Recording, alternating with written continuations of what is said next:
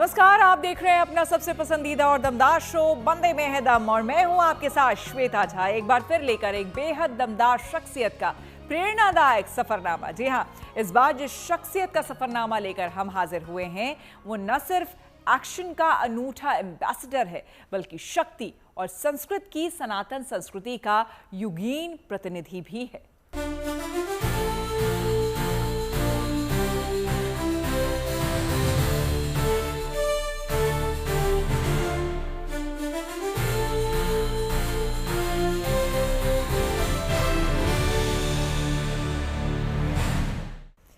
आप समझ ही गए होंगे कि इस बार की दमदार शख्सियत कोई और नहीं, कमांडो फेम एक्शन के महानायक विद्युत जामवाल हैं। जी हां, विद्युत जामवाल हिंदुस्तान में मार्शल आर्ट के बिंदास मसीहा हैं। खास बात यह है कि फिल्मों में अपने एक्शन सीक्वेंस को शूट करने के लिए विद्युत कभी भी बॉडी डबल का इस्तेमाल नहीं करते। एक्शन सीक्वेंस चाहे कितना भी जोखिम भरा क्यों ना हो, विद्युत खुद ही शूट करते हैं। पर क्या आप जानते हैं कि एक्शन का ये मसीहा सनातन संस्कृति में गहरी आस्था रखता है? और इतना ही नहीं, विद्युत देववाणी यानी कि संस्कृत में धारा प्रवाह बोलने की भी सलाहियत रखते हैं।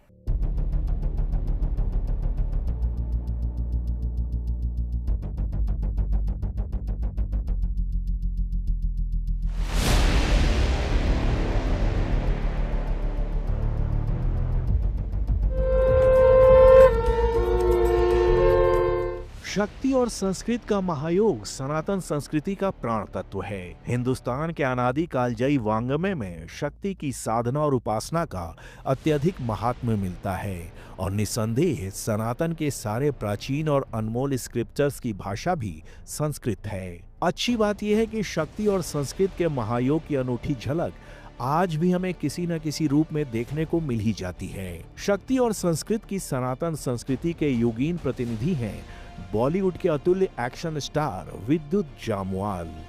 मार्शल आर्ट की दुनिया में विद्युत जामवाल का क्या मकाम है, इसका अंदाजा इसी बात से लगाया जा सकता है कि अमेरिकी मीडिया कंपनी स्टैटिक मीडिया के फ्लैगशिप ब्रांड लूपर ने विद्युत जामवाल को दुनिया के 6 टॉप मोस्ट मार्शल आर्टिस्ट में जगह दी है। आप ये भी जान लीजिए कि इस ग्लोबल प्रेस्टिजियस लिस्ट में जगह पाने वाले वे अकेले भारतीय हैं। इतना ही नहीं, विद्युत जामवाल बतौर प्रोफेशनल मार्शल आर्टिस्ट 25 से ज्यादा देशों में जाकर लाइव एक्शन शो भी कर चुके हैं। तमिल, तेलुगु और हिंदी समेत करीब 2 दर्जन फिल्मों में बिना बॉडी डबल के अपने खुद के एक्शन सीक्वेंस से लोगों को हैरान और स्तब्ध कर चुके हैं। यहां तक कि इसी साल 16 अक्टूबर को रिलीज होने वाली एक्शन फिल्म स्ट्रीट फाइटर से हॉलीवुड में भी डेब्यू कर चुके हैं। विद्युत की शारीरिक शक्ति और क्षमता के बारे में कहां तक कहा जाए। ये हकीकत है कि सेट पर एक्शन सीक्वेंस की शूटिंग के दौरान विद्युत की बिजली जैसी फुर्ती देखकर खुद डायरेक्टर प्रोड्यूसर्स भी दांतों तले उंगली दबाने लगते हैं। पर हॉलीवुड और बॉलीवुड के इस एक्शन स्टार की एक अनूठी काबिलियत से उनके प्रशंसक अमूमन नावाकिफ ही रहते हैं। आपको ये जानकर हैरानी होगी कि विद्युत जामवाल वेद, पुराण, उपनिषद, गीता, रामायण और दूसरे प्राचीन ग्रंथों का आध्यात्मिक दृष्टि से न सिर्फ अनुशीलन करते हैं बल्कि सही देश काल परिस्थिति मिलने पर धारा प्रवाह संस्कृत भी बोलते हैं। संस्कृत भाषा में उनकी अद्भुत मास्टरी की झलक देखने को मिली योगोत्सव 2026 कार्यक्रम में। महाराष्ट्र के लोनावाला स्थित कैवल्य धाम में इंडियन योगा एसोसिएशन की ओर से आयोजित योगोत्सव 2026 में विद्युत जामवाल ने अंग्रेजी और हिंदी के साथ ही संस्कृत भाषा में धारा प्रवाह स्पीच देकर सबको हक्का बक्का कर दिया।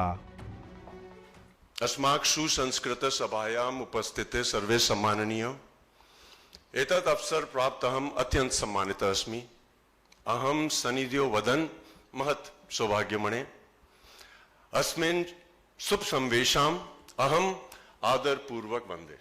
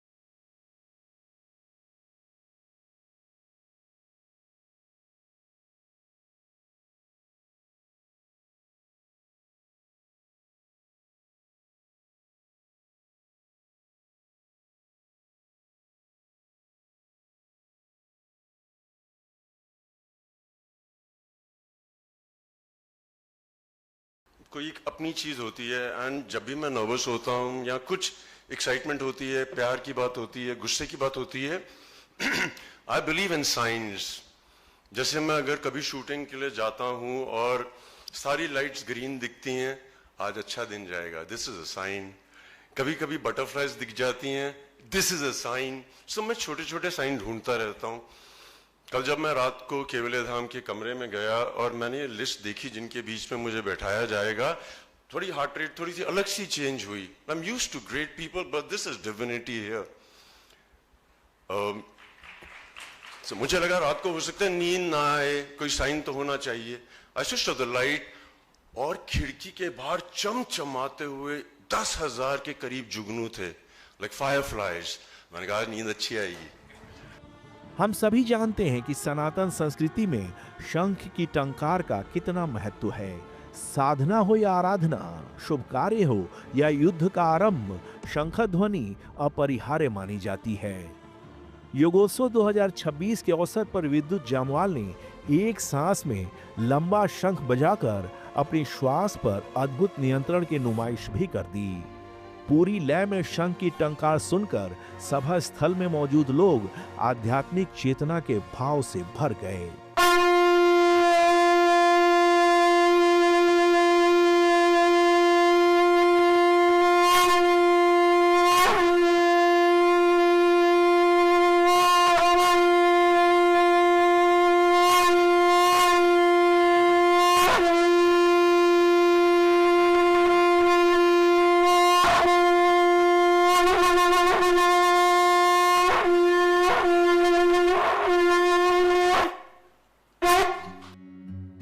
एक ही सांस में शंख की इतनी लंबी टंकार शायद ही आपने कभी सुनी होगी। साफ है कि विद्युत जामवाल भारतीय योग पद्धति पर सिर्फ स्पीच ही नहीं देते, बल्कि वे इसके डीप प्रैक्टिशनर भी हैं।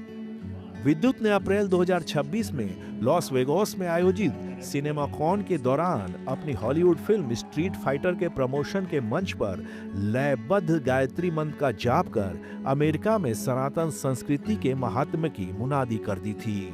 लॉस वेगास में हॉलीवुड फिल्म के प्रमोशन के दौरान एक एक्शन एक्टर के मुख से गायत्री मंत्र का जाप सुनकर वहां का माहौल पूरी तरह आध्यात्मिक हो गया। ओम जपाकुशल सर्वनाशम काश्यम महादिन तोरिम सर्वपावन प्रणतो अस्मि दिवाकरम। ओम दधुशंकुशारभम शीलोदानवासमहम नमामि शशिनासोमम शंभोरोक्तम भूषणम। ओम भूर्भुवस्सुवः तत्सवितुर्वरेण्यं भर्गो देवस्य धीमहि धियो यो न प्रचोदयात्। ओम शांति शांति शांति। May all be protected. 14वीं शताब्दी के अद्भुत विद्वान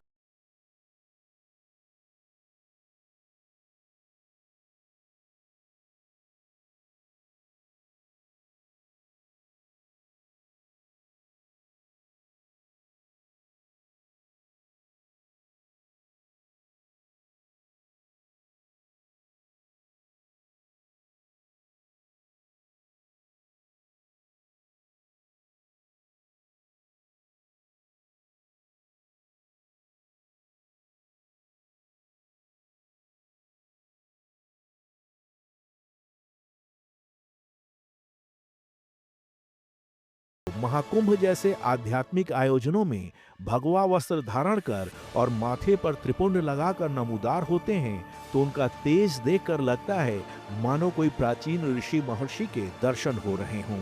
महाकुंभ में विद्युत जामवाल ने सनातन धर्म की जैसी विवेचना की, उससे इस सत्य की और ज्यादा पुष्टि हो गई। हम बहरूपिया हैं, हम एक्टिंग करते हैं मगर हैं तो सनातनी, और अमर हैं सब लोग, आज नहीं तो कल फिर वापस आएंगे। ये सब सनातनी तो है, जो शुरू नहीं हुआ अंत नहीं हुआ।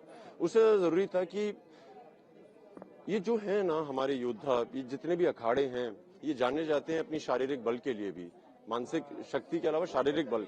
मेरी जिम्मेदारी थी एक हिंदुस्तानी मार्शल आर्ट रिप्रेजेंट करने वाला, क्योंकि इनको आके मिला जाए, इनसे बातें की जाए, इनका ज्ञान देखा जाए। इनके साथ वर्जिश की जाए, जो मैंने की है और बहुत मजे किए। जिस तरह से आप देख रहे हैं हर इंसान किसी भी उम्र का वो शंख बजा रहा है, इसका मतलब है उनका लंग्स, उनकी जो कार्डियक कोहेरेंस है, इनकी सांसें अपनी क्षमता में अपने संयम में लाना सब है। फिजिकली मेंटली बहुत फिट लोग हैं, अधिकतर लोग। आपके फिजिकल फिटनेस का मेंटल हेल्थ से सीधा संबंध होता है। मन का संयम शक्ति का मूल स्रोत है। सनातन शोध से निकले इसी सत्य को विद्युत जामवाल ने अपने महाकुंभ यात्रा के दौरान स्थापित करने की कोशिश की। आपको ये जानकर हैरानी होगी कि मेंटल और फिजिकल हेल्थ के अग्रदूत विद्युत जामवाल प्योर वेजिटेरियन हैं। इतना ही नहीं, ये शाकाहार को तहे दिल से प्रमोट भी करते हैं। रैम्बो से बेहतरीन बॉडी मैंने वेज खा के बनाई है। शाओलिन टेम्पल एक मार्शल आर्ट का बहुत माना हुआ टेम्पल है जो चाइना में है, और वहाँ पे आप शाओलिन टेम्पल के लोग सबसे बेस्ट मार्शल आर्टिस्ट माने जाते हैं वर्ल्ड वाइड। उनमें 90% पॉपुलेशन वेजिटेरियन है।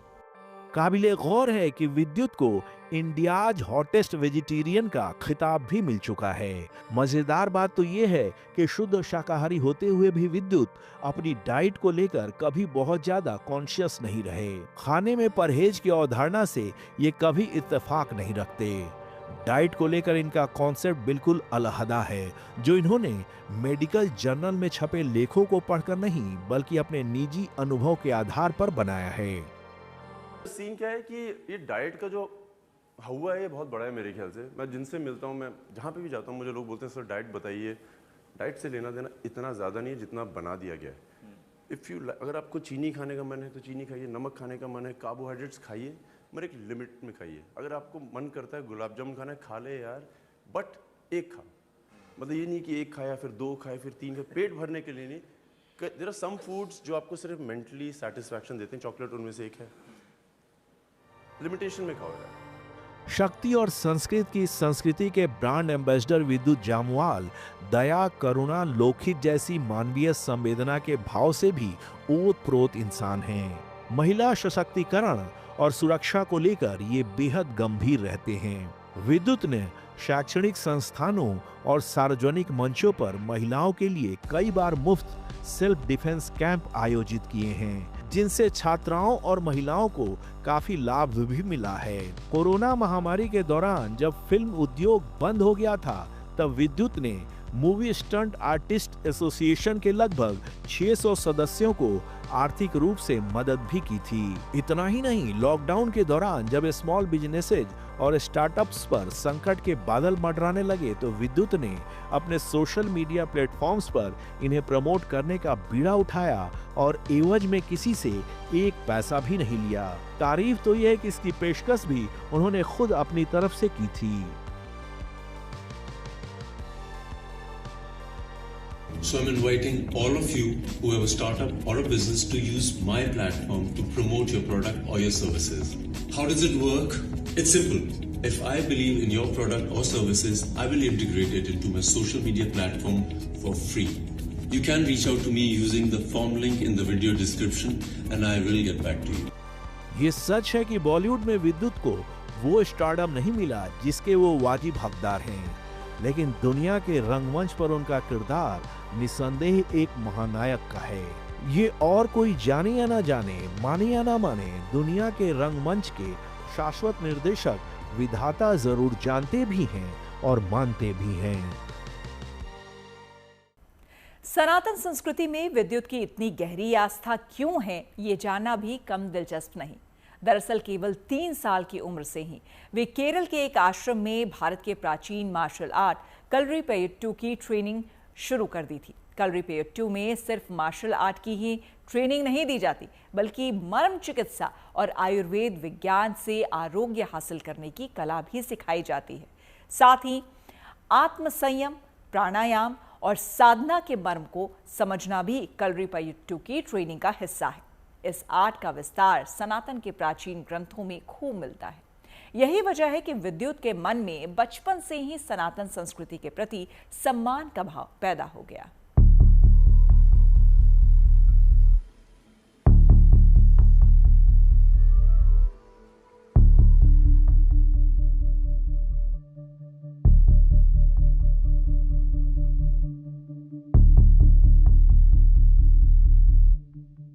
रील के एक्शन थ्रिलर्स देखकर कई बार आपका कलेजा मुंह को आ जाता है, जबकि आप अच्छे से जानते हैं कि पर्दे पर जो दिख रहा है वो रियल नहीं है, बल्कि कैमरा तकनीक और एडिटिंग का कमाल है।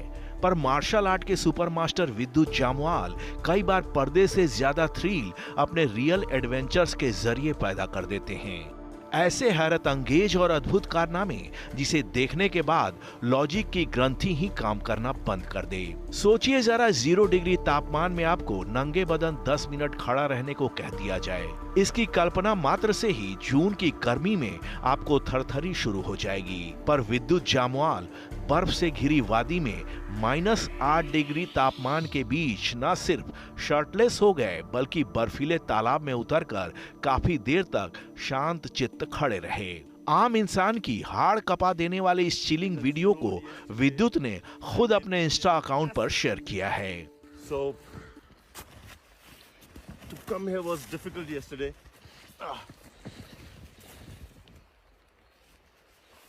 So today I thought, why not?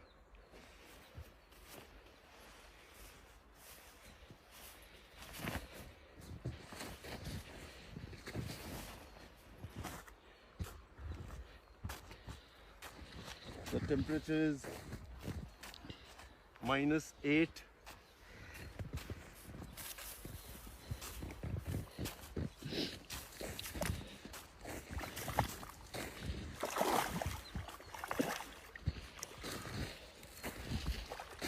Amazing.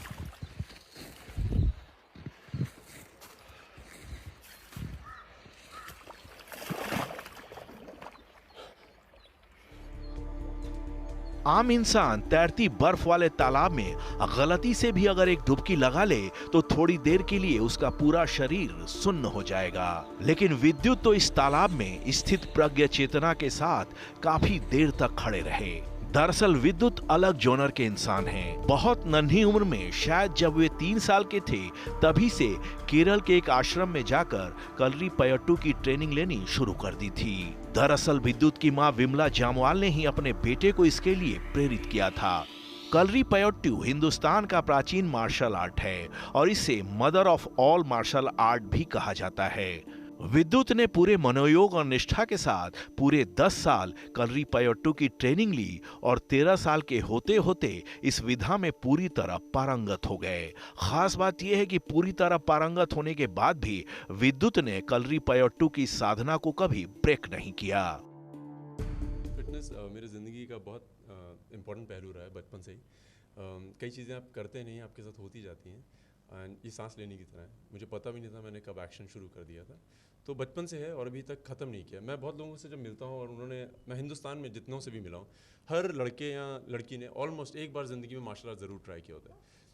99% ने, बट आधे रास्ते चढ़ के वो छोड़ देते हैं। और मेरे में यही डिफरेंस है कि मैंने पूरी ज़िंदगी इसको कंटिन्यू किया अभी तक की। आपको बता दें कि बर्फ में नंगे बदन बैठकर ध्यान लगाना कलरी पयट्टू की ट्रेनिंग का हिस्सा है। विद्युत ने इस विधा में खुद को पूरी तरह साध लिया है। एक बार तो वे हिमालय की बर्फीली वादियों में जाकर नंगे बदन पूरे 3 घंटे तक बर्फ में बैठकर ध्यान की मुद्रा में स्थिर चित्त बैठे रहे।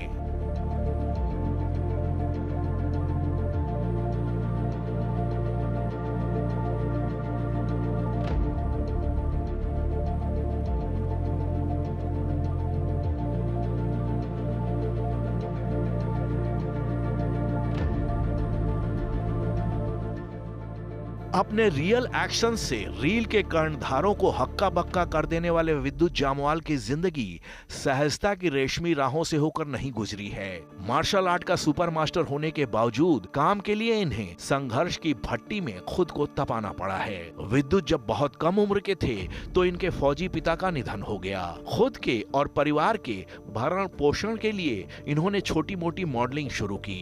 मॉडलिंग से फुर्सत मिलती तो टीवी शोज के लिए ऑडिशन देने पहुंच जाते। पर फैमिली बैकग्राउंड ऐसा नहीं था कि थाली में परोस कर काम मिल जाए। लंबे जद्दोजहद के बाद खालिस टैलेंट के दम पर आखिरकार विद्युत को तेलुगु फिल्म शक्ति में ब्रेक मिला।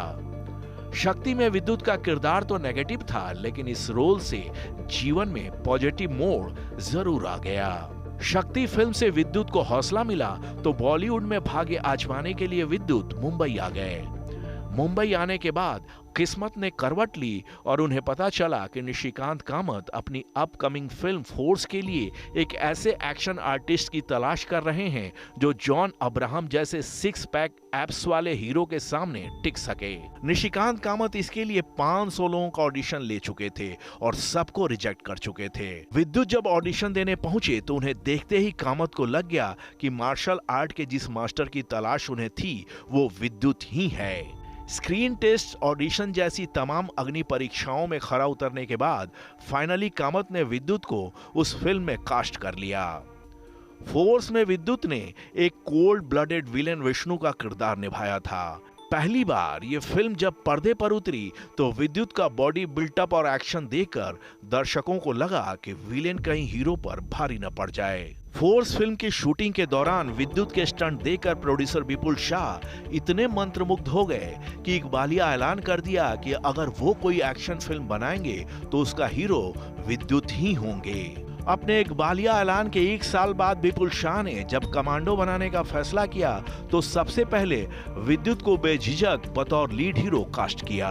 कमांडो मूवी विद्युत की जिंदगी की कम से कम सिल्वर स्क्रीन लाइफ के मामले में मेजर टर्निंग पॉइंट साबित हुई। 12 अप्रैल 2013 को रिलीज हुई commando one man army box office पर तो कोई बहुत बड़ा धमाका नहीं कर पाई, लेकिन इंडियन आर्मी के पैरा कमांडो करणवीर सिंह डोगरा के किरदार को अपने नेल बाइटिंग एक्शन से विद्युत ने इतना थ्रिलिंग कर दिया कि बॉलीवुड के दूसरे एक्शन हीरोज को खतरे की घंटी सुनाई देने लगी। बाद में विपुल शाह ने कमांडो का सीक्वल कमांडो 2 और कमांडो 3 भी बनाया। कहने की जरूरत नहीं कि हर सीक्वल में हीरो के तौर पर विद्युत ही उनकी पहली पसंद रहे।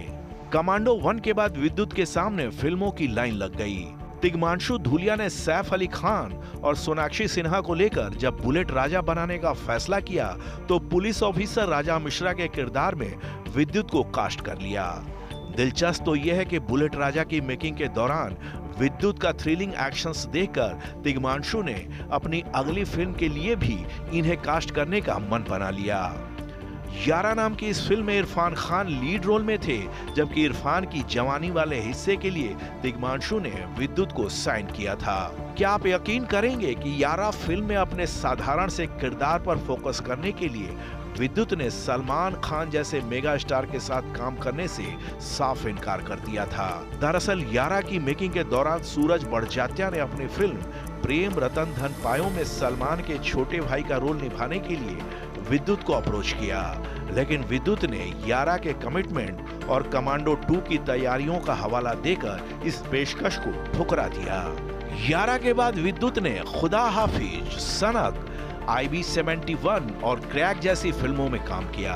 इसमें कोई संदेह नहीं कि मार्शल आर्ट का ये मास्टर सिल्वर स्क्रीन का भी बड़ा सितारा बन चुका है, पर इनकी लव लाइफ के ग्रह नक्षत्र कभी भी सही खाने में नहीं पहुंच पाए।